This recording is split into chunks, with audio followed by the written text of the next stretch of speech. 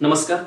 कमालीची दूरदृष्टी आणि प्रकांड बुद्धिमत्तेचे धनी असणारे डॉक्टर बाबासाहेब आंबेडकर 25 नोव्हेंबर 1949 रोजी संविधान सभेत एक महत्त्वाचं भाषण करतात आणि त्याद्वारे आपली काही परखड आणि तितकीच महत्त्वाची मतं मांडतात.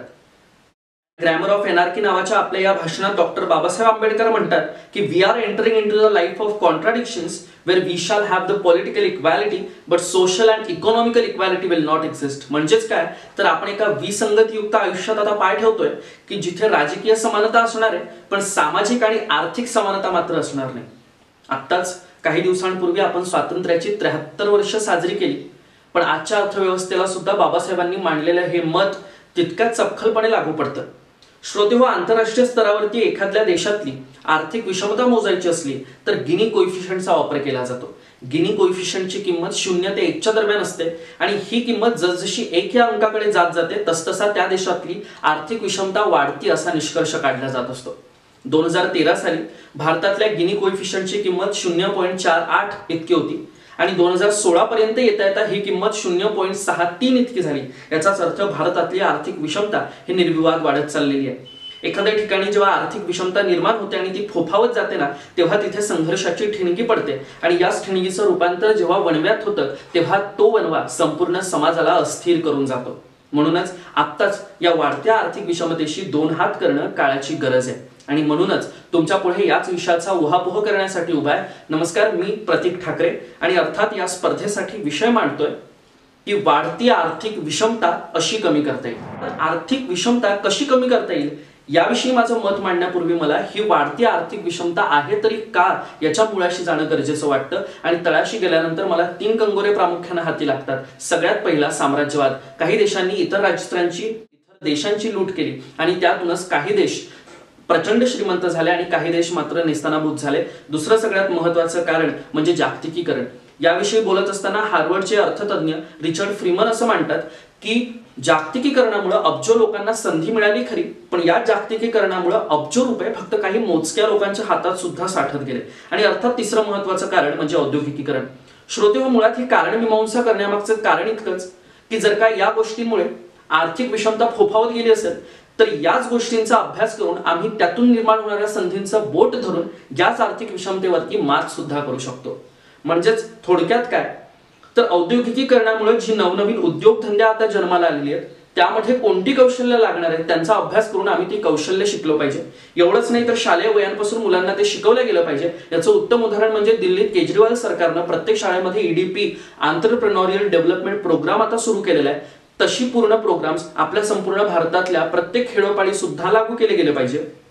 याही पुढे जाऊन जी कामगार मंडळी आता स्वयंचलित यंत्रांमुळे बेरोजगारीच्या उंबरठ्यावर उभी आहेत ना, म्हणून त्यांच्यासाठी योग्य ती धोरणं तयार करणं, आखून देणं सुद्धा तितकंच गरजेचं आहे.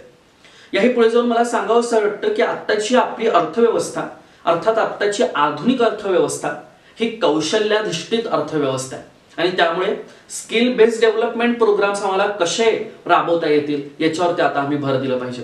श्रोते हो, थॉमस पिकेटी नावाचा एक लेखक capital in the 21st century नावाच्या आपल्या जवळजवळ 700 पानांच्या पुस्तकात एके ठिकाणी वेल्थ आणि इन्कम या दोघांमधला फरक स्पष्ट करून दाखवतो. हा फरक स्पष्ट करत असताना थॉमस पिकेटी म्हणतो की आर्थिकरित्या दबक्या भागातल्या ज्या लोकांना पुढे यायचं असेल त्यांनी काय करायचंय तर वेल्थ हा आपल्या जवळचा भाग वाढवत न्यायचा.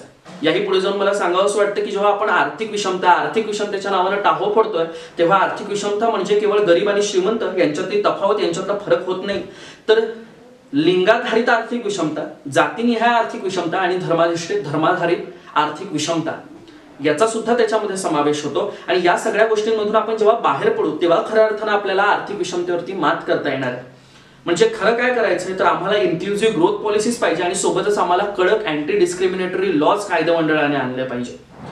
पुढे जाऊन मंडळी ILO इंटरनॅशनल लेबर्स ऑर्गनायझेशन अर्थात आंतरराष्ट्रीय कामगार संघटना यांनी मध्यंतरी काही आकडे जाहीर केले आणि त्या आकडे जाहीर करण्यासोबतच भारतातली आर्थिक विषमता कशी कमी करता येईल यासाठी म्हणून त्यांनी काही सूचना केलेल्या आहेत. मला वाटतं त्या सूचनांचं जर का तंतोतंत आणि व्यवस्थित पालन केलं गेलं तर आपल्या भारतातली वाढती आर्थिक विषमता कुठेतरी नियंत्रणात आणता येऊ शकते. त्यांनी सांगितलेला सगळ्यात पहिला मुद्दा आहे की इथे किमान रोजंदारी जी कामगारांना मिळते त्या रोजंदारीत वाढ करत गेले पाहिजे आणि शेवटी जी किमान कमाल रोजंदारी असेल त्या कमाल रोजंदारीवरती सरकारचं नियंत्रण पाहिजे। याही पुढे जाऊन तो सांगतो की संधीची समानता आपल्याला, रोजगाराची समानता आपल्याला संविधानाने दिली आहे खरी, पण या समानतेवरती नियंत्रण पाहिजे। या सर्व गोष्टींसाठी योग्य ते कायदे पाहिजे।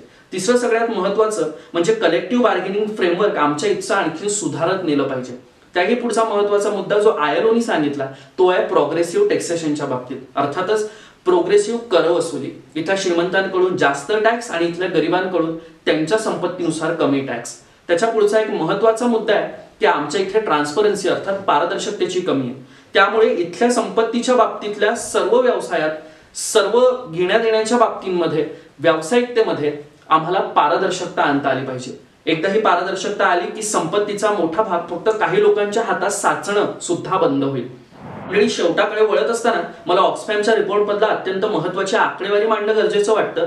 ऑक्सफॅमच्या रिपोर्टमध्ये त्यात मांडलंय की भारतातल्या फक्त 1% लोकांकडे भारतातली 73% संपत्ती आहे। मग असं असताना माझ्या डोळ्यापुढे दुसरीकडे गांधीजी उभे राहतात आणि गांधीजींची 2 तत्व उभी राहतात।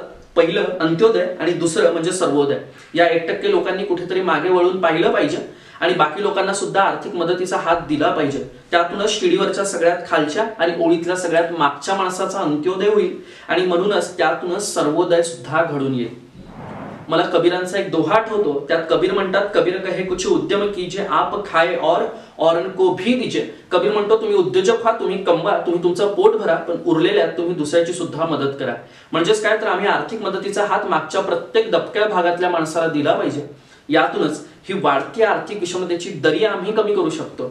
म्हणजे सगळ्यात शेवटी एका ओळीत सांगायचं म्हणजे राजकीय, वैयक्तिक आणि सामाजिक अशा तिन्ही आघाड्यांवरती जर का आम्ही प्रामाणिकपणे या भारत मातेच्या विकासाला पुढे ठेवून काम केलं तर अर्थात ही वाढती आर्थिक विषमता आम्हाला कमी करता येऊ शकते। एवढं बोलून मी माझ्या वाणीला विराम देणार आहे।